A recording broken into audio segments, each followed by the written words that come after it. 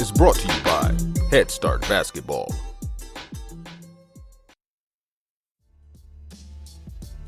Hey Hoopheads, wanted to take a minute to shout out our partners and friends at Dr. Dish Basketball.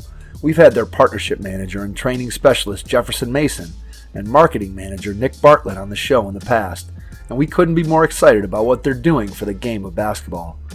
Their Dr. Dish shooting machines are undoubtedly the most advanced and user-friendly machines on the market, and truly accelerate skill development faster than ever. Beyond efficient reps, Dr. Dish provides training expertise and versatility designed to develop complete players. The new Dr. Dish CT machine has further revolutionized basketball training with over 150 plus on-demand individual and team workouts from some of the best coaches and trainers in the game.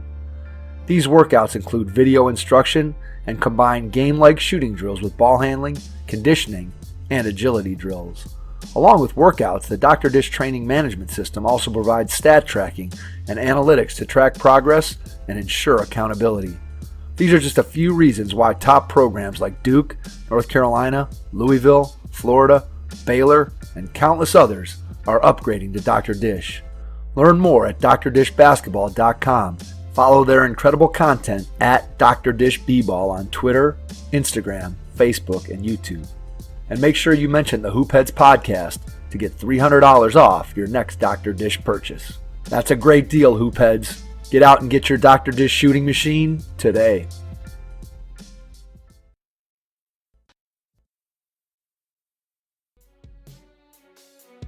As you've listened to the Hoopheads podcast, one common topic that continually comes up in our conversations is character. I'm fortunate to be associated with the Positive Coaching Alliance, a national nonprofit movement that provides valuable tools, training, and resources for coaches, athletes, parents, and administrators that is centered around sports and educational psychology and organizational behavior research. PCA combines this research with practical advice from a national advisory board of top pro and college athletes and coaches who utilize PCA principles at the highest levels of competition. Through a partnership with our local Cleveland chapter of the PCA, we are pleased to offer a discount code to allow you, our listeners, to take a PCA online course for just $20. To take advantage of this offer, visit the store on positivecoach.org and enter the discount code HoopHeads20. That's HoopHeads20 with 2 capital H's. Coaches, I hope you'll take advantage of this great offer from the Positive Coaching Alliance and help us continue to grow the game. Being a great teammate to me is someone that's selfless, somebody that is going to hold one another accountable, and someone that's going to bring it all the time. Steve Kollar is the head coach at Concordia University Chicago, taking over the program in March of 2019 following a 4-year stint as the head coach at Blackburn University. During Kollar's 9-year career, his players have garnered many awards. He has coached 19 All-Conference players, 2 Freshman of the Year winners, 1 Conference Player of the Year, 1 Regional Player of the Year, 2 All-Americans, and 3 Academic All-Americans. Prior to taking the job at Concordia, Kollar had directed the Blackburn Beavers to 4 straight double-digit win seasons for the first time since 1998. He took a team that was 36-160 in the 8 previous years prior to his arrival and went 50-53 in his 4 years there. Steve also served as the head assistant coach and recruiting coordinator for Benedictine University from 2013 to 2015. Additionally, Kollar has served as the head assistant basketball coach at St. Francis University. While he was at St. Francis, he served as the staff's recruiting coordinator and head of strength and conditioning. Kollar also has coaching experience at the high school level. He was the head sophomore and varsity assistant basketball coach at South Elgin High School and coached the freshman basketball team at West Aurora High School and Wheaton North High School. Steve started his collegiate playing career at Greenville College before transferring to Elmhurst College, where he played for 3 years and earned his bachelor's degree in secondary education in 2006. If you're enjoying the show and finding some value in the Hoopheads podcast, please leave us a rating and review and subscribe to the show on iTunes, Spotify, or wherever you get your podcasts. Tell a friend so they can listen too. You can check out all of our previous episodes and learn more about the show by visiting our website at www.hoopheadspod.com. Be prepared to take some notes as you listen and learn from Steve Kollar, head coach at Concordia University Chicago in the state of Illinois. Hello and welcome to the Hoopheads podcast. It's Mike Klinzing here with my co-host Jason Sunkel. And tonight we are pleased to welcome to the podcast Steve Kollar from Concordia University Chicago. Steve, welcome to the podcast. Thank you, guys. Happy to be on. Really honored. We're excited to have you on, get a chance to talk some hoops with you, look back at your basketball journey, how you've gotten to where you are now. Let's start with going back in time to when you were a kid. Talk a little bit about how you got into the game of basketball when you were younger. Yeah, absolutely. It's pretty funny. I was talking to somebody about this the other day, but I really remember this. So it was in the driveway on a smaller hoop at the time, and it was, I would have been 7, I think, at the time, because it was the 89 Final Four, all right? And so that's Michigan, that's Seton Hall, that's the Flying Illini, and I think it was Duke. And I remember, I was doing reverse layups and everything, but Romuald Robinson, for some reason, was the guy that stuck out to me. And I remember, mimicking. Hit the two big free throws. Yes. Making. As like a 60% foul shooter. Right. And so, I remember it to this day. I remember, what I was wearing, what the driveway was and everything. But, yeah, I was mimicking Romuald Robinson back in the day. So that's really how I got started. I didn't come from a family where I had a big basketball background. My father wasn't a coach. He more played football.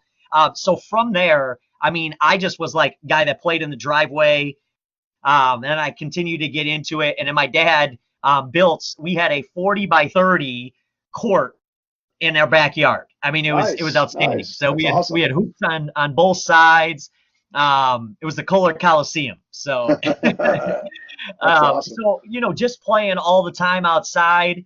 And then as I got a little bit older, I kind of was a shooter, and so shooting out on the playground with the wind and the double rims wasn't really great for me. So I liked to be inside. So I would just go play at Lifetime and Sports Med. And I was a gym rat. I really was. So I just loved playing the game and working on my game and competing. So when you were, let's say, junior high school, and you were going to get your workouts in, were you mostly going into the gym by yourself to work on your game? Did you have a partner that you worked out with? How did you go about, besides just playing pickup games, how did you go about getting better and trying to improve? Yeah, when I was younger, when I got into high school, I would go with a buddy all the time. But when I was younger, it was always by myself. I was just always just kind of, you roll it out, self-toss, shoot, get the rebound, roll it out on the other side, self-toss, shoot, and then probably shooting a bunch of dumb shots that young kids shoot, but right. But yeah, it really, it was just me on my own, just spending hours in the gym and just trying to, work on my ball handling constantly and shooting off the move. And then as I got a little bit older, in high school, then yeah, I'd have some close buddies and we would always go and work out together. We played one-on-one every single time we did, and we really got competitive with that. But early on, it was pretty much alone. Do you think kids do that in your experience? Do kids play as much one-on-one today as you did back when you were coming up? I just feel like because sort of driveway basketball and playground basketball has disappeared, at least to some extent, that kids aren't playing as much one-on-one. Do you ever talk to your players or your kids about that? And how much they're playing one-on-one sort of in their development years? Yeah, to hit on what you said, I think that kids don't get out to the playground or even the gym, as much. I'm not trying to, hey, back in my day, this is what we did, but Right. I really don't think they do it as much. And there are kids that are going and they're working out, and we have a couple guys that are coming out on their own. And what I just told you I did, my entire career, I'm trying to tell them, don't come alone, bring a partner so that you can compete against one another in the shooting drills, so that you can play one-on-one. So it's not just you getting better, but they're getting better, and you're building your chemistry, while you're doing that. But I don't think that one-on-one is something that a lot of kids do. I really don't. A lot of our skill work is one-on-one and 3-on-3. We do a lot of that. How important is that? Before I jump back, I got another question for you about kind of working on your game when you were younger, but let's jump into just talking a little bit about the one-on-one and 3-on-3 piece of it. How important is that for you in the development of your, when you talk skill development with your players, whether it's in a practice setting or when you're kind of designing what you'd like to see them doing in the off season? Because obviously as a D3 coach, you can't be involved with their skill development workouts, but you can probably guide them in different directions. Right. How important is that when you're thinking about skill development to make sure that they're putting themselves in a dynamic environment where they're playing in a more game-like setting with an offense and a defense, as opposed to, obviously there's a place for the individual skill work where you're working, on different moves by yourself. But how important is it for them to get that one-on-one, that 3-on-3, where they're playing in that dynamic environment where they got to make decisions like they're ultimately going to have to when they suit it up for a 5-on-5? Yeah, I think it's really important. And like you said, we can't be in there in that off season at the Division III level. So what we're trying to do is, I think maybe Chris Oliver might call it like bulk repetition or something like that, where like you're just, you're shooting the same shot after shot after shot.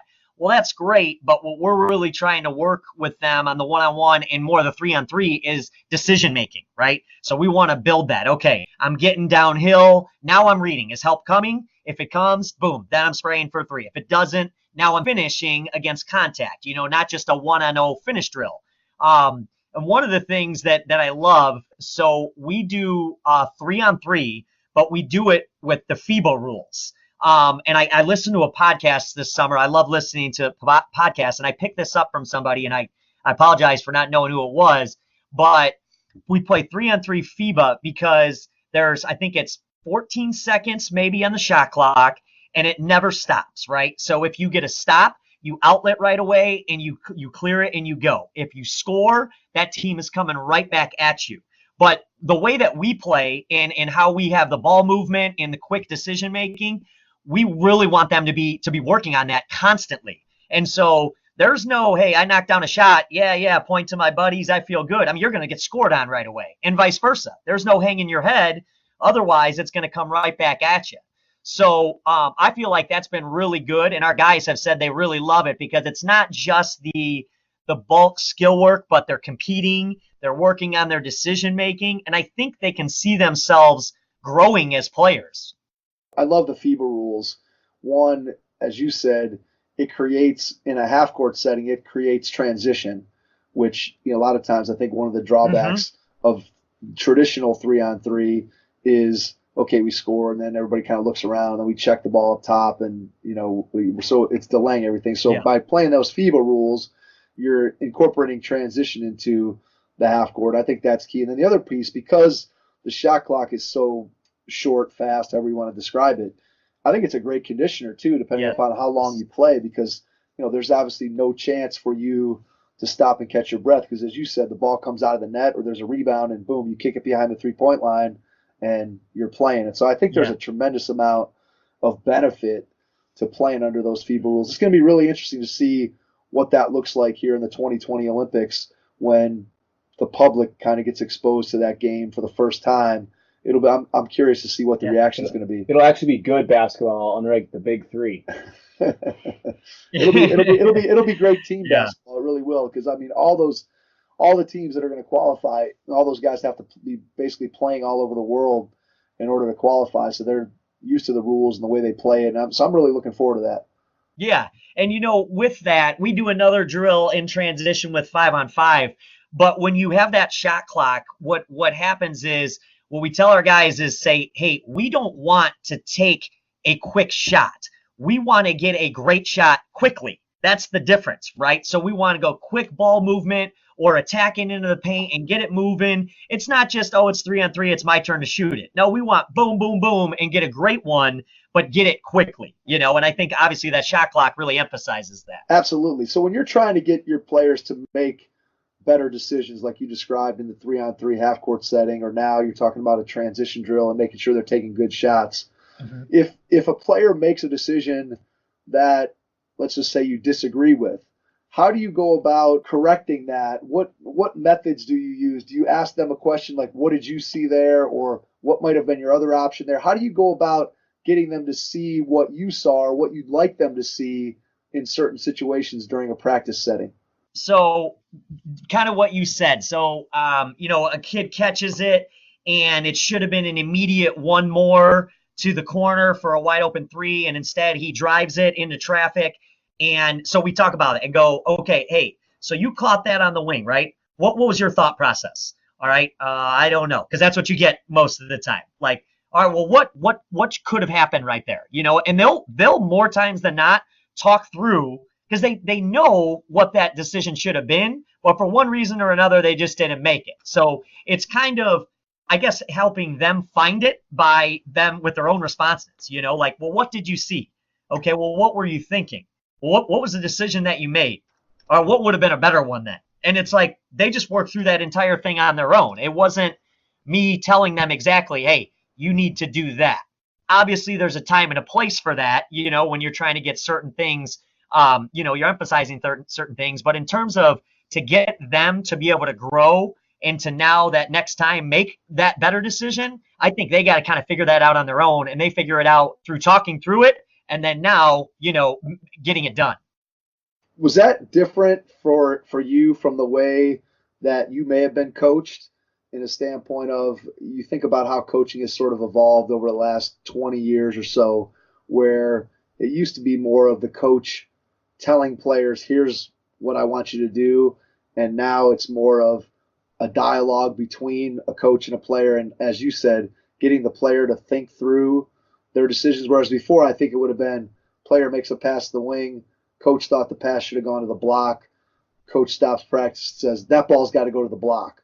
And sure. There was never a discussion. Do you think do you agree with that sort of general premise that coaching has shifted more towards that dialogue style as opposed to, the hierarchy of the coach up on high telling the players, this is what you should be doing? Yeah, for sure. I think that there's definitely still times where that ball needs to go to the block happen. Right. I know that's happened in the Concordia gym, but yeah, I do think that, because I just think there's been so much talk about like player-led and having relationships with players, and how do you get the most out of them? Well, you get the most out of them when they have ownership, and they think that they have a lot to do with what's going on. Whereas I think in the past it was kind of, well, at least in I was coached that way, like, hey, this is how we do it, and this is the way we're going to do it, and if you don't do it that way, then you're out, and we'll go on to the next one. Absolutely. And so I don't know. I mean, everyone does it a little bit differently, but I definitely think there are still people that will coach with that more mandating things. But then I think you see a lot more people that are open to discussion on certain items and want the players to grow through making mistakes. And that's a really hard thing as a coach, is like to allow guys to make mistakes. It's like, okay, well, when is it too sloppy? And when is it, okay, we need to let this go because we're going to learn from this? I think that's a fine line. How do you get your players to understand that fine line? As you said, it's difficult, but how do you convey to them that, hey, I want you to be pushing yourself in practice. I want you to be doing things that are going to challenge you. And yet at the same time, you're also trying to get them to understand that you want them to take care of the ball, or you want them to take good shots that are within the confines of their skill set. So how do you walk that fine line of encouraging kids to take risks and learn to grow by making mistakes, and then temper that with, when it comes time for the games, obviously you want them to be limiting those mistakes. So how do you strike that balance? So I think one of the things that with us, we're really big, people will say, excuse me, pitch ahead. We call it a quick up. So like if someone is ahead of you, we want that ball in a quick up immediately, because we want to attack the paint. And so sometimes what happens is guys go with the quick up and it's stolen or it's deflected. And we say, hey, we can live with those turnovers. Like if that happens 2 or 3 times in a game, well, we're going to probably get 2 or 3 more where we score, and or that at least is going to get that defense to think like, okay, that ball is coming quickly. And so that kind of applies pressure. So we talk about like turnovers that we can live with, and then we talk about some that we've got to eliminate, right? So traveling or driving into multiple guys and not being up for 2 feet under control. And so when we get going, like let's just say we're in practice and we're in a drill, we're competing, we're getting up and down, we kind of let them go for a little bit, right? And then we'll bring them together and be like, hey, we got some great looks, we had great ball movement, but what is something that we got to clean up? And, the guys will be like, we got to take care of the ball a little bit better. It's like, okay, you're absolutely right. Now, where were those turnovers coming from? We're really big on playing off of 2 feet. So we stride stop. We run a lot of dribble drive and stuff like that. So we play off of 2 feet, and we want them to play off of 2 because they can explode to the rim, but then they can also be decision makers. And a lot of times for us, our turnovers are coming because guys are getting off of 1 foot and they're limiting their options. So it's just talking about it and then having them kind of, see it and understand it and go, hey, you know what? We're doing good things, but we're not going to win a lot of games or be very successful if we keep turning the ball over like this. Right, exactly. So how do you strike that balance between stopping practice when you see something that you want to correct and making sure that there's enough flow to the action? And I've said this before a couple times on the podcast. I know my very first coaching experience was with a JV team, and I had just finished my playing career, came in as a coach, and went to practice, and it was just me. I didn't have any assistants, so it was just me and 12 kids in the gym.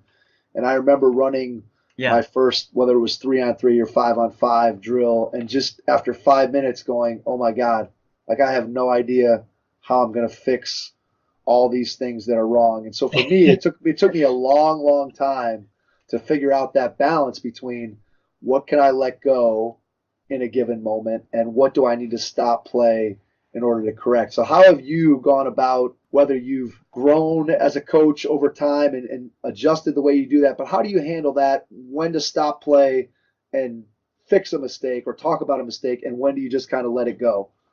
Yeah, there's no question that I've grown in that area. I think when I was a little bit younger and early on, you would try to fix everything. And there wasn't flow. And then you would drive yourself nuts because it's like, well, we're talking about our footwork and we're talking about not turning it over. And then it's right, exactly. And so I kind of just, in terms of like watching the flow of practice, I was, you go back into the office after practice and you're like, that wasn't real good. And I was a big part of that. Like, I kept stopping them. You got to reflect, and you got to go, okay, well, what as a coach do I need to do a little bit better here? Why is there so many mistakes? Maybe I didn't teach it very well. Maybe they don't understand what it is that we're looking for and what our objective is. So I've definitely grown with that. I have non-negotiables for sure. If it's an effort thing, we're blowing the whistle right away. And we're talking about a guy maybe not taking the charge or getting on the floor, or even hanging their head after a turnover and being the last one back. Like, we're pointing that out immediately because those are non-negotiables and those are things that we're not going to let go. Now, a couple turnovers and it's maybe a little sloppy. Maybe we kind of quickly stop it and go, hey, let's make it a little bit more simple here. Like, let's understand what we're looking for. Let's just get a great shot every possession. Let's just work on that, and try to. I think the biggest change that I've made, even though I can talk with the best of them, is I've shortened my corrections. I think it's the Rick Pitino is the one who said it, the 8-second corrections, because when you continue to go, I think guys, they just lose you. And after about 10, 15 seconds, they're not even hearing you anymore, So I try to be a little bit more, quicker, more precise on those, and then boom, all right, let's go and let's put it into action. How hard is that for you? It's very difficult. It's very difficult. I can imagine. Yeah, I can imagine.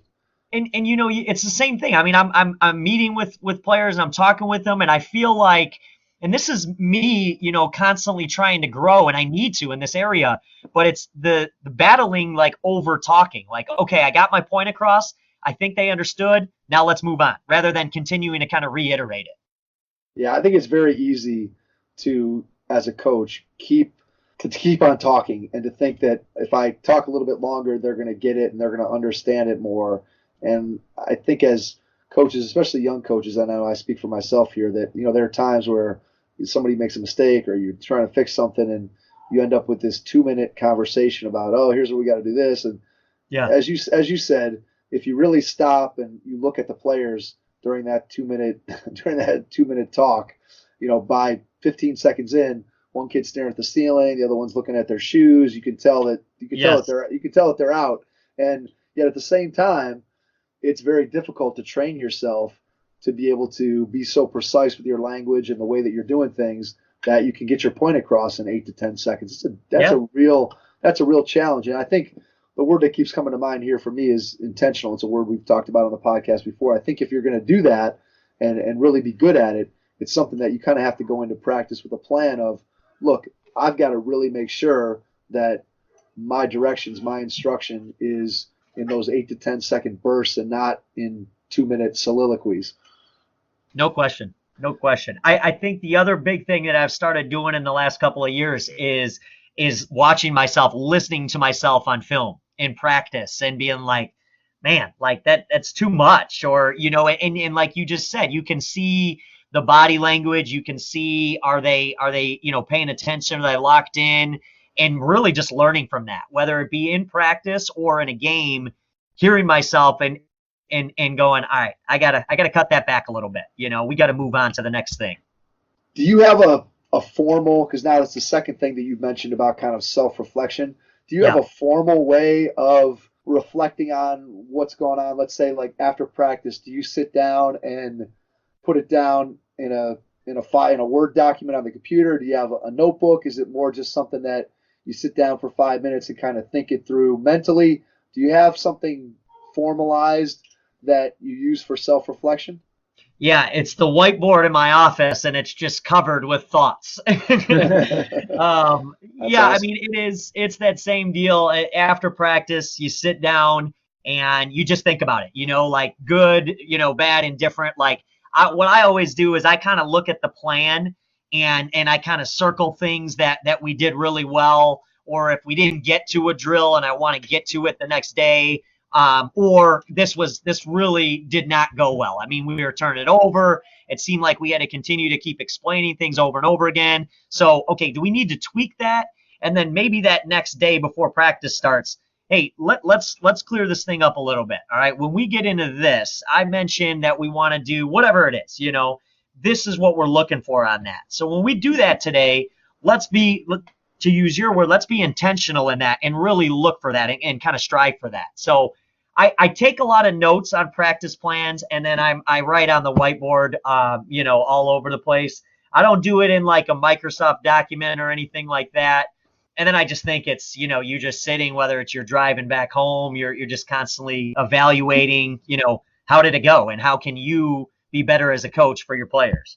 All right, so let's build on that let's go backwards from kind of the post-practice, post-game analysis, and let's put it to the front of the practice.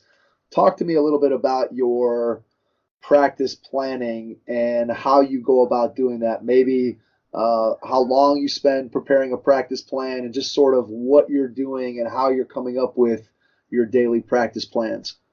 Yeah, so if you go into where you're playing games, it's a little bit different than the early part of the season, right? The early part for us, October 15th, is when we get it going officially.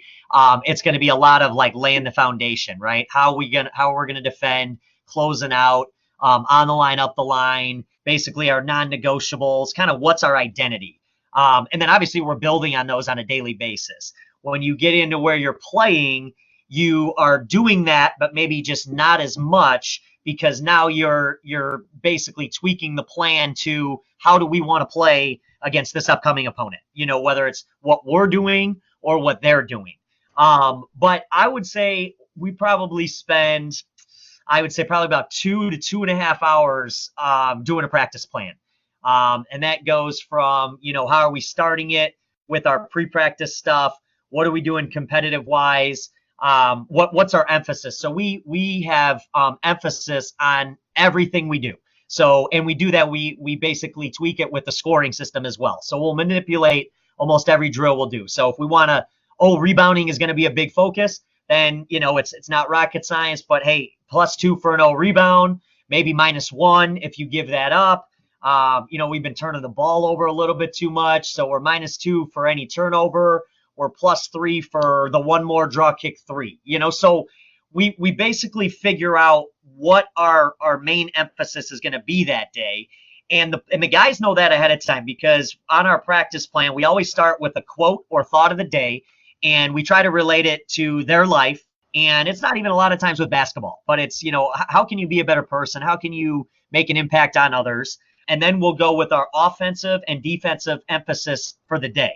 So that kind of goes back to where you said, like, how do you not stop everything? Well, you know what? If high hands on the closeout is our big emphasis, then maybe, letting go on something else is what we're going to have to do, because we're trying to emphasize the high hands. Now, you can't let everything else go out the window, but those are the ones, and the guys know that that's what our main focus is, or if it's paint touches offensively. So we really try to design the practice plan very intentional and specific to what we want to get accomplished that day. Yeah, it makes total sense. I was going to actually ask you that question about when we were talking in terms of points of emphasis and when to stop things, whether or not you had by drill, like, okay, we're working on this particular skill, so that's what we're going to really look for, and that's what we may stop it for, but then other things we may let go. And it sounds like kind of that's basically the general idea that you put together when you're throwing together your practice plan there. How much do you use film to help you prepare a practice plan? So are you filming practice? Obviously during the season, you're watching film and utilizing that to put together your game plan, both offensively and defensively. But let's say in your preseason where you haven't played any games, are you taking a look at the film and utilizing that to be able to help you to prepare the next day's or the next week's practice plans? Yeah, I think sometimes it's a little bit of a challenge to get, another body in there, that manager to get your practice filmed. But we're definitely, we want to film practice. We don't do it every day. We may do it once or twice a week. And early on, we'll do it a bunch, because that's when we're using that as a teaching tool. And I would say that I probably haven't done a great job of watching enough practice film with our team. And we're definitely going to do that a lot more this year. I'll watch it, but it's great for me to learn, but they need to see it, and the film doesn't lie. I mean, that's way more effective than you telling them, hey, this is what you're doing. You need to kind of fix this. So yeah, we'll use practice film to help with it. I really do a lot of just on the feel, just like how effective were we in getting the things done today that was our goals, that were our emphasis. And then, okay, we need to do that again, or that was great. We've got a pretty good firm grasp on that. Let's move on. So it's a little bit of both, but probably with me, it's more feel, and then it's me just watching the film and not as much as watching it with the team. Gotcha. How much film do your guys watch during the season? So if you have whatever, you're preparing for an opponent, do you watch a little bit of the previous game with them? Do you watch a little bit of the opponent? Do you spend more time watching it with your assistant coaches? How do you go about utilizing the film with your players? Is it more you watching it and then relaying the information to them, or is it them watching it and seeing it for themselves? Yeah, again, on that one, it's both for sure. I mean, obviously myself and my assistant will do the bulk of the film, and then what we're trying to do is just pare it down for them. So I would say that we will make up probably a playlist of maybe 30 to 35 clips offensively and defensively, right? And so offensively, it's going to be the sets that they're running. It's going to be personnel. Hey, this guy is a driver. Boom, there's 2-3 clips in a row. Look at every time he catches it on that right wing, he's putting it down with his right hand and getting to the rim. So defensively, we need to know how we're guarding him. How are we closing out on him? Are we on the line, up the line, or are we helping a little bit more off the drive? And so we try to pare it down to 30 clips, more than probably between 20 and 30 clips, offense and defense. And they need to know it, though. I mean, we quiz them on the game plan. We use Just Play this past year, and it's phenomenal. You can create quizzes on the scouting report. Oh, that's cool. That's very cool. Yeah, so you can attach a clip, right? And let's just say, okay, the play is running, it's head tap, and you're going to guard that top ball screen a certain way. Well, your players now are watching this clip. They hit go. Like, one way is the clip will start and there's a timer going. All right. And then now it's going to kind of test, like, how quickly can they find the right answer? And it might be, 3 ways. It might be 2 ways. And so they need to show us that we can trust them, that when they get in the game, they're going to know what's going on. So we're really big on the scouting report and knowing tendencies and exactly how we're going to guard and how we're going to attack it. Head Start Basketball's fall skill development clinics will be held at the Strongsville Rec Center on 4 consecutive Saturdays in October. These skill clinics will be from 4 to 6 p.m. beginning on October 5th. The skills clinics are for boys and girls in grades 1 through 8.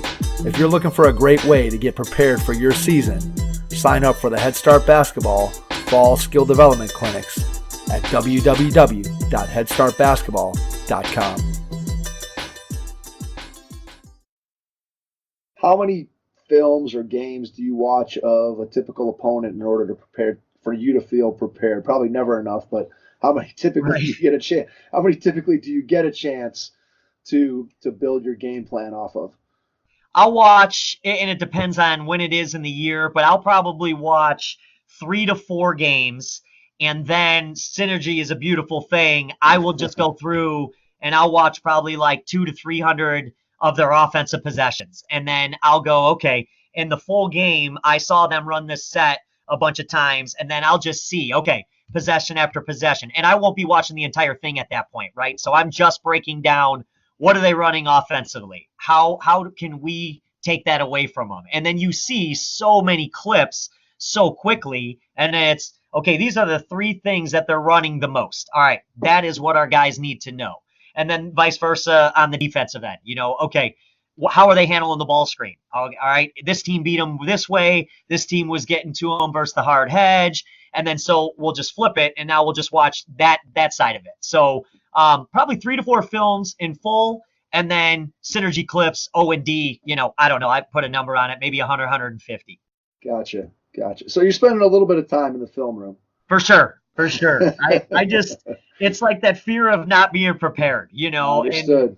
And it's like you want to be, as a coach and your assistant, like you want to be and have to be ready for everything, but then you just prepare your guys for the things that they're going to see the most. Absolutely. Makes complete sense. All right. So just so people know that are out there listening, this is your first year at Concordia. So you have not had an official practice at all with your guys. So let's jump back to when you first get the job and talk about how you go about putting together your priorities for what you want to do as the head coach of a brand new program. When you look at the Concordia program, you get that job and you look at it and you say, okay, here's the type of program that I want to have. How do you prioritize the things that become the most important to you here during this first season? Yeah, I think that without question, it's establishing the identity that you're going to have as a program and then building that culture. I mean, for us, it is, these are the standards in our program. This is who, if you're going to be a part of this, this is what it looks like to be a student athlete. And for us to be, set up for success in the classroom, it's being early, it's being in the first 3 rows, no hats, no headphones, and it's being engaged, right? We haven't had an official practice. We haven't had any of that. But our guys do know through messaging and through one-on-one academic meetings, they know what the expectation is in the classroom. They know what the expectation is on campus or when they go back home. And they know what the expectation is as a dude, and as a teammate. And so establishing that identity and the culture is paramount for us. That is the way, in my opinion, that any really good program finds success. And that has been the way that I've been a part of success wherever I've been. It's been, doing things the right way on and off the floor with really good people. I mean, that's how we do it. And just working your tail off on a daily basis, and then really emphasizing building those daily habits. That's something that we really try to do with our guys. So how do you go about instilling those habits? What are some things that you do or that you're talking to the kids about every single day in terms of habits, in terms of giving them examples, in terms of showing them what it means to have good habits? How do you go about doing that? What does that look like day to day for you? For sure. Well, so one of the things like with the culture, which will lead to the habits, is everybody kind of has, their own way, the Butler way, or the Blue Jay way. We have a Cougar code, and a lot of this, I'm as good as anybody out there of stealing from other coaches and other programs and tweaking it to my own. So some of this will sound familiar, but Liberty University of Virginia uses similar ones to this, but we ask our guys to have passion. We want them to have passion in everything they do and do not be lukewarm. have passion for your teammates, have passion for the work you put in the classroom, have passion for one another and in your relationships. And then we talk about humility. Be humble and hungry. We want guys that don't feel like they have a sense of entitlement. And that being humble and hungry is an attitude that you carry on a daily basis. Then we talk about unity. Basically, it's do not divide our house. It is hard enough to get going, in the right direction when everyone's on the same page, let alone when there's a disconnect, when there's separate agendas. And we're not naive. Like, we tell the guys, like, we know you have an individual ego. You have to have an individual ego. That's what gets you up in the morning. That's what gets you in the weight room. That's what gets you in the gym. But your individual ego cannot be more important than the team. And it's about figuring out, how do I take this individual component and add it to the total dynamic of the program. And then we talk about servanthood, serving one another daily as people, as players, and even in the classroom. Our upperclassmen, if we have an underclassman, a freshman missing class, letting them know, hey, like, first of all, that's not what we do here. But second of all, you're hurting yourself by not being there, and kind of setting that example. And then the last one is gratefulness. We just want to operate from an attitude of gratitude and not have that sense of entitlement, and be great dudes and go out and compete for one another and have a heck of a time doing it. So our habits, a big part of that, having a passion, well, that's being there early. That's being there on time, when you're supposed to be, where you're supposed to be, doing what you're supposed to be doing. And we talk about that being the very minimum. We can't do anything we want to do if we can't meet that. And then just really talking about what that looks like. What does it look like, a guy that is a great teammate? What does that look like? What does a great program look like on and off the floor? And we haven't been able to do it with our guys yet, in person, but I mean, we'll talk about it on film all the time. We'll bring up a clip where we turned it over and we pouted. We hung our head, and we'll go, hey, is that, an act of a championship program? Okay, what do we need to do going forward? And basically kind of just emphasize the really positives, and then also talk about and address those things that are not things that fall under the umbrella of what we stand for. So in your mind, can you define what a great teammate is? So if you had a player that came into your office and said, Coach, I want to be a better teammate, what would you tell them? What are some of the things that you look for in a kid that you just say, wow, this kid's a great teammate? What characteristics are you looking for from a kid like that? Getting outside of yourself, understanding that it's not about you. We talk to our guys all the time within our program, but outside of this, it's about making an impact on somebody else, whether that's as a player, that's just, saying hello to them and changing their day and changing the trajectory that it was, headed down. But being a great teammate to me is someone that's selfless, somebody that is going to hold one another accountable, and someone that's going to bring it all the time. So one of the things in this book, The Legacy, it's about the All Blacks. I'm not sure if you guys are familiar with that. Yeah, I know the book. Yep. Yeah. So I'm not going to say it on air, but they basically say no jerks, right? So you don't get to come in with an attitude. Everybody had things that were going on. You've got to kind of check that, get outside yourself, and be ready to be there for that guy next to you, because you're going to have those days where you're going to need that as well. So, I mean, just pushing one another. It's not, hey, just rah-rah, but it's challenging. It's holding accountable, and truly investing your time. I mean, that's one of the biggest ways that you can show that you're there for somebody is just investing your time in them. Absolutely. So let's talk about that from two perspectives. Maybe let's go with the player-coach relationship first. How do you, especially as a first-year coach, so you're coming into a program brand new, guys don't know who you are, they just hear, okay, they hired a new guy, what's this guy all about? How do you go about building the types of relationships with your players that are going to allow you to do some of the things that you just talked about in terms of those pillars of your program and getting kids to buy into being a great teammate and building those kinds of habits? All that stuff becomes much easier when you've built relationships. So how do you go about building better relationships with your players from the moment you get the job and then kind of take it through? Obviously, you can't talk specifically about how you're going to do or how you've done it at Concordia during the season, but you've obviously had experience before. So just talk about how you build those relationships with players. Yeah, it's probably the most important thing that you can do, right along with establishing your identity and starting to talk about what your culture is going to look like. But it's those one-on-one meetings with the guys, and it's just, hey, tell me about you. Like I want to know about you. Like tell me about your family. What are your hobbies outside of basketball? What do you love to do? What do you stand for? What are your values? How would you describe yourself? And I mean, really, it's just finding out about them and letting them know that that's what this is about.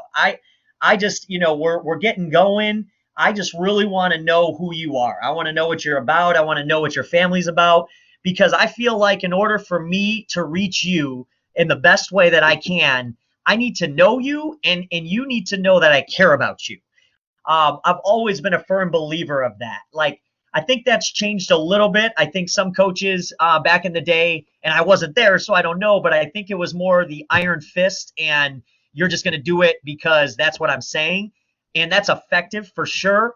But I think if guys know that you care about them, and then you're coaching them really hard, it just changes the perspective, I think, in my opinion, of from, man, coach is always on me, to, like, I understand why coach is on me. Like, I know that he cares about me. I know that he wants me to be my best. And I know that because we spend time together. We talk about things other than basketball. And I think that's a really big key, is not relating to basketball. Tell me about you and who you are. And then I kind of tell them the same thing about me. I don't talk about, like, we get to a point where we're going to talk about our philosophy and the way we're going to play, but I kind of tell them who I am, what makes me tick, talk about my family and my wife, and how I try to, I take pride in growing on a daily basis to try to be the best person and husband that I can be. And then just letting them know that, they can always come to me.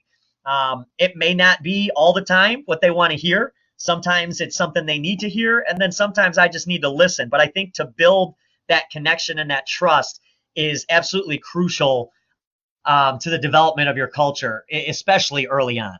So when do you have those types of conversations? Is that something that during the season you're having them on the practice floor while guys are stretching, or in between while a kid comes out to the sideline, you have a quick conversation with them? Is that something that you're doing formally, like now during the preseason, where you call a kid in and say, hey, I want to just come in and have a little chat with you for 15 or 20 minutes? Or is that something where you're catching them in the cafeteria, or you're stopping by their dorm room? Or how do you go about having those conversations that allow you to get all that information and to build that camaraderie with your guys? How do you go about having those conversations?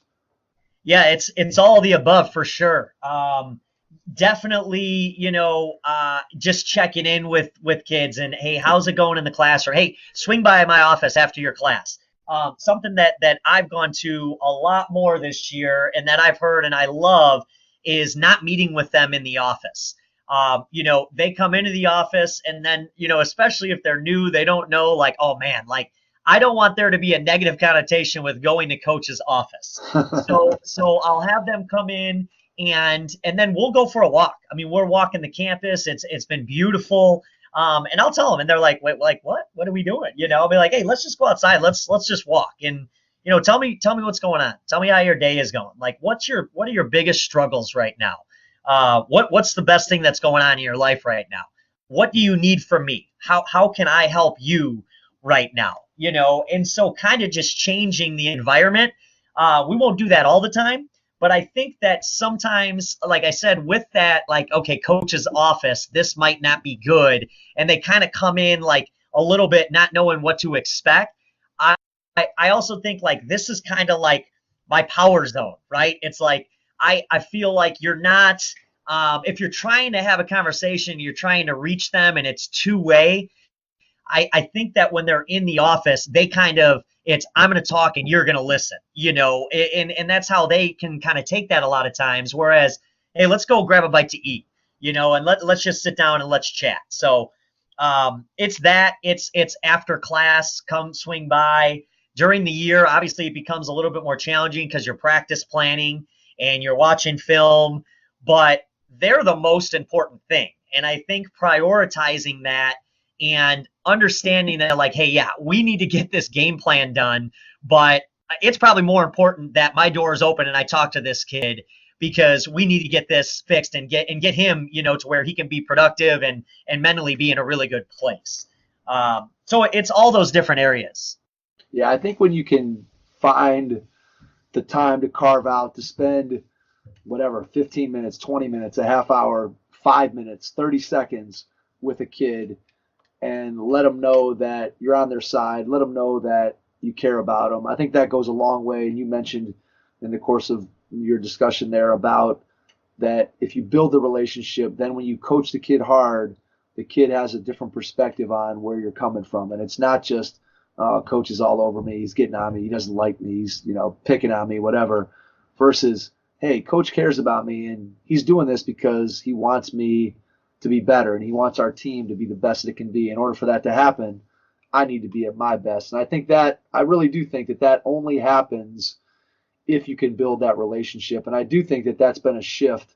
Again, not with every coach, because I think there were coaches 30 years ago that were doing some of the same things that we're describing here. Mm-hmm. But I think there was a greater percentage of coaches 30 years ago that, as you said, ruled more with an iron fist of, look, this is what you're going to do. And I really don't care if you like it, you don't like it, you understand it, you don't understand it. If you're not going to do it, then you're going to be on the bench or eventually you're going to be off the team. And I think it's definitely shifted. And I think it's a better way of being able to reach kids. It's a better way of being able to maximize your players, be able to maximize your team. I think it's been proven scientifically that you're going to get more from people by coaching them in a positive way as opposed to always running out the negative. And so it's great to hear whenever I talk to coaches that are doing some of the things like you described.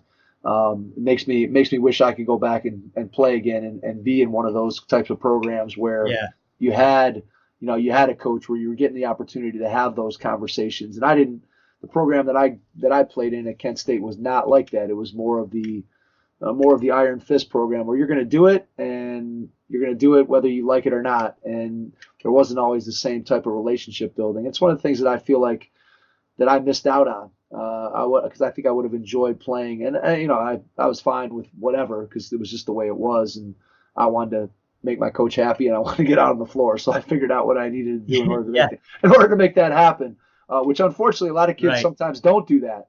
They don't adapt to their situation very well, which we could get into that discussion too. But, I think it would have been, I think players today, when they play in a program like what you're describing, that your programs are like, that's really what it's all about, because I think that allows you to maximize your players to the best of their ability. I want to jump backwards, Steve, and go back to the time when you first started thinking about coaching. Did you always know in the back of your mind as you were playing that someday you wanted to be a coach? Did you just think, hey, I want to be involved in the game at some point, and I never really thought that coaching would be in? Just describe how you came to the realization that coaching was where you were going to end up as your profession.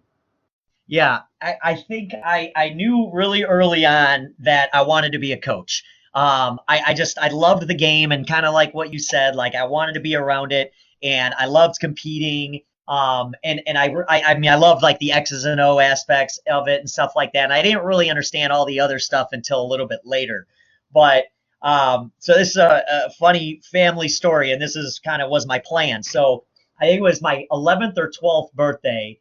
And when you're a kid, at least in my family, you would have like your mom's or your dad's side of the family over to celebrate your birthday. So you'd get like 3 birthdays. It was like the greatest thing in the world. But so we had what was called the hot seat. And so in the hot seat, you would literally sit in a seat in the middle of the family, and they would just be able to kind of ask you any questions that they wanted, and within reason, and you had to answer. And my uncle at the time, he's like, well, what do you want to do? Like, what do you want to do when you grow up? I'm like, well, I said, I'm going to play professionally in the NBA and the NFL, and then I'm going to coach professionally. I'm not sure if it'll be in the NBA or the NFL. And then I'm going to broadcast when it's all said and done. Nice. And he's like, well, that's great. That's great. But what happens if that doesn't work out that way? And I said, Well, no, that's what's going to happen. So I didn't exactly play in the NBA or the NFL, and I'm not at the professional ranks yet.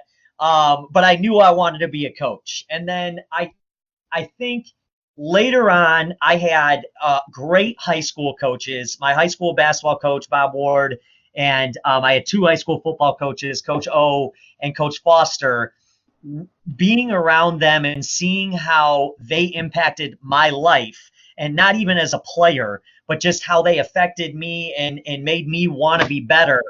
I knew that's why I wanted to coach, and that's why I coach. I love to compete, but we have such an incredible opportunity as coaches to make a positive difference in people's lives on a daily basis. And so after I got a little bit older and I had those coaches and they were like mentors to me and I saw it, I knew that that's what I wanted to do.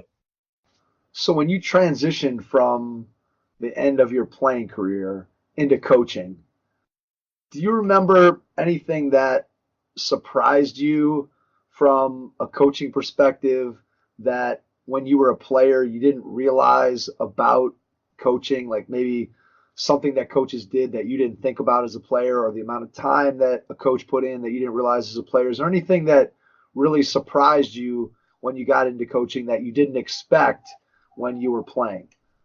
I think I knew that like coaches like worked hard, but I didn't really understand the amount of time that went into it, just whether it be practice planning or scouting. When I was when I got going, I started at the high school level, and I was a student teacher, and then I was a long-term sub, and I coached right away at the high school that I went to at Wheaton North. And that was my first basically opportunity to coach. And then I went over to South Elgin and I was with Chaz Taft, who was a younger guy but was really good. The amount of work that he had us doing at the age of 24 years old was unbelievable. But he really showed me that like this is what it's about. Like if you want to be successful, like you have to put the time in. Now, I think as a player, you think coaches work hard. Like, yeah, they're probably in the office, like, working, putting the plan together for a couple hours. But you don't know and you don't realize all the time that goes into those other things. And even with the players, all the meetings, all the one-on-one meetings, all the things that you have to do, off campus. And then, getting your team ready to play. But I loved it. I really love that. I crave that stuff. I think as I've gotten a little bit older, I have more of a balance. And, I'm married, no kids yet, but I feel like I work as hard as anybody, but I also know that I have a responsibility to my wife to be there for her and be supportive. And I think the thing that's really big, without kind of getting, going off on tangents, is we talk to our guys about like, we want to model that behavior. I think for them to see that relationship that we have and that commitment in our marriage and stuff, I think that's really important for them to see, and I think that helps them grow as well. I kind of took that in two different ways, but no, I think you're spot on. I think I'll just jump on one of the points that you said, which is that balance between the amount of time that you put in as a coach and then the amount of time that you have for your family. And I think that that's one of, after having talked to, 100 or something guests here on the show, I think that's one of the biggest challenges that coaches face, because any coach who loves the game and who loves coaching wants to spend a ton of time doing all the things that we've been talking about tonight, which is right. Game planning, practice planning, spending time with your guys, being out on the practice floor, being on games, competing. All those things are things that we as coaches love. And we spend just hours and hours and hours doing those things. And yet you also have your family at home that is probably the most important thing to you in your life. With obviously coaching and winning and basketball and building relationships and developing character in young people is all very, very important. But our family is the most important thing, and yet sometimes it's easy to get caught up in the coaching piece of it. And I think that's a huge, huge challenge. You mentioned just that first experience that you had and not realizing how much time got put in order to have a successful program. And I think that that's become, especially on the high school level, I think that's become even more of a challenge today. Like the baseline amount of time that you have to put in as a high school coach in order to be successful, I think has gone up, I don't know, double, triple, quadruple from what it was 15 or 20 years ago, where kids, go back to the beginning of our conversation, where kids were playing on their own. They were doing things, and the high school coach, maybe you put them in a summer league or you went to a 3-day team camp.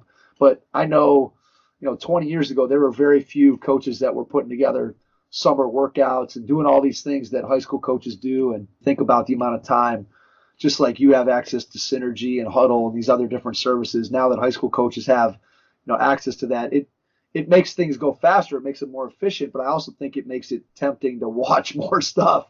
Yeah. Spend more time with the film. Whereas, back in the day, if you had the VCR, you could only get through so much with the rewind button. So I guess my point here is that I think that what you just described there for a coach is spending that amount of time and being able to find a balance between your family life and your basketball coaching life. And that's a thing that all coaches struggle with. And I think you have to find your way. You have to figure out what works for you. And then the other thing that I love that you said is to make sure that your guys see you not just as strictly a basketball coach, but they see you as a husband, and maybe at some point they see you as a father, they see you as a friend, they see you as somebody who has a life outside of that, because you're obviously asking your guys to make a huge commitment to your program, but you also want them to be well-rounded. You want them to have great character. You want them to be great students. You eventually want them to go and have careers. Most of them aren't going to get an opportunity to play in the NBA. Maybe a couple of them at some point will get a chance to play professionally. But for the most part, you want to develop them as complete human beings. And I think for them to see you as that is very important. And I know we've talked to some coaches that talk about, bringing their kids around and bringing their family around the team, or, sometimes the kids are in the locker room and they're on the bus or those kinds of things. And I think it makes the coach more human. Yeah. And I think it helps you to build those relationships. So I don't know if you agree with what I'm saying there or not, but I really think that's something that benefits both the coach and the kids on the team. Yeah, no question about it. I think 2 points. The one where I feel like I'm continuing to grow and still need to is when I do give that time, to my family, to my wife, it's being totally present. I know that before, and we've had conversations about this, like we'd be together, but I would have my phone out, and right. I would be texting recruits. And until, she really brought that to my attention, like this is my time. You know what I mean? I didn't really think about it. And from that moment on, that phone is not out, when I'm with her. Like that recruit, although we're going to recruit really hard, if I don't text that kid in the next 5 minutes, that's not going to make or break me getting them. Me being committed and me being, present with my wife at that time and is going to help our relationship. It's the most important thing, at that point. So just really being present. And that's something we talk to our guys about as well. But the point you talked about of them going on and being, difference makers and being well-rounded, we talk about this in the recruiting process, and this is just a part of our culture, is we're no doubt going to help you become a better player in your time here, in those 4 years here. But our job as coaches and as leaders is to fill your toolbox with things that you can use for the next 40 years when you're out in the real world and you go on to have a job and you go on to be a husband and you go on to be a father. We want you to have learned some things being a part of our program that you can apply to your everyday life and not just, your footwork coming off shooting a three. Absolutely. Steve, I think that's a perfect way to wrap this up. I think that is, if we could get any message across to any coach who's out there listening or any player who's out there considering what program to become a part of, I think that using the game of basketball to be able to teach kids, to teach our players to be the best people that they can be so that they can ultimately have the most successful life possible is really what it's all about. So if you wouldn't mind sharing out how people can get into contact with you, and then if there's anything else that we didn't hit on tonight that you want to share as kind of your final parting shot, go ahead and do that, and then we'll come back and wrap up the episode. Yeah, absolutely. I mean, I'm on Twitter at Coach Kollar. And then we are also, I think it's still new to me, CUC Men's Hoops, I believe it is, if I'm not mistaken. So that's our Concordia Twitter handle. We'll be putting stuff out throughout the year, updates on the season. But we do a lot of culture things and retweeting just really, things that are really positive. And then what was the second part? I'm sorry. Second part was if there's anything that we didn't hit on, if you want to leave one final parting words of wisdom, you can do that. Yeah, absolutely. I think what is being done with this podcast and with all those other podcasts and the coaches roundtables and the clinics of where that people say like growing the game, I think just the selflessness of coaches nowadays is unbelievable. Just willing to share those things. And the reason to me is because along the way, somebody helped them. And I talked throughout this podcast about, mentors that I had at the high school level and at the college level, Coach Baines and other guys. Those guys have helped kind of mold me into the person and the coach that I'm going to become. And I never would have gotten to that point if I didn't have people that were willing to do that. So I just think I encourage coaches to continue to do that and help out those younger coaches. And take the things that you hear and just tweak it for your own, and I really think that that's how we can continue to keep going the way that it's going. Yeah, I think that's one of the things. If there's any takeaway sort of as a generality that I would take from Jason and I doing the podcast is the fact of how open and willing to share coaches all across the country have been with us and consequently with whoever's out there in our audience listening. It's just been amazing to me how people have opened up their program and shared things that they do. And, oftentimes you think about, man, we're competing against these other coaches and I don't want anybody taking my stuff. But now, especially in today's era where everything is online, everything can be found. Yep.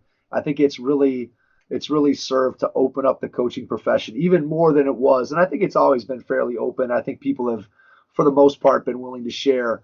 But I think nowadays it's even more so simply because even if you wanted to keep things secret, it's almost impossible. And I think that's just opened the floodgates. And this podcast is a great example of that. Like, Jason and I have been so fortunate to have such great people on. And not only are they great people, but because they're so open and willing to share, I think it's provided a tremendous amount of value to our audience and coaches and parents or players, whoever's out there listening. I think there's always things that we're able to pick up as a result of the coaches being so willing to share what it is that they do that helps them to be successful. And to me, that's really what it's all about, Steve. Yeah, absolutely. All right. Well, we want to thank you for spending an hour or so with us. It was a pleasure having a chance to have you on. Hopefully our plan, or at least my plan, is to go back. You're going to go back to Billis next summer? Yes, definitely. That's one of the, you talk about, development and growing. That's like one of the best things that I feel I do because I gain so much. You get great coaching knowledge, but just as like a people or as a person and growing character wise, it's outstanding. Yeah, they do a fantastic job. I think that's one of the things when I got a chance to go down and just observe this year and take a look at what was going on. And hopefully we're going to be able to do our affiliate camp this summer in Cleveland for middle school kids with the same model. And and John Searby have been nice enough to, hopefully get that going here. But it's just, I think they just do a phenomenal job. I've never been to a camp with the coach to player ratio the way that one is with 50 coaches for 100 kids. It's just it's just incredible. And so hopefully we'll I'll be back down there too. We'll be able to connect again in person. And like I said, we can't thank you enough for spending some time with us tonight. And to everyone out there, we will catch you on our next episode. Thanks. Head Start Basketball's Player Development Academy offers Cleveland area players a unique opportunity to improve their basketball skills. Regardless of a player's age, skill level, or position, training with Head Start Basketball will elevate your game to the next level. Do you want to improve your ball handling, become a better shooter, or develop into a more skilled, confident player? Our Academy classes offer training that's designed to do just that. Our training sessions are innovative and will have you learning skills that are transferable to actual games. We have 4 different class skill levels for boys and girls, ages 4 and up. All Player Development Academy classes will be held at the Strongsville Recreation Center. For more information or to get registered, please visit www.headstartbasketball.com. Thanks for listening to the Hoop Heads podcast, presented by Head Start Basketball.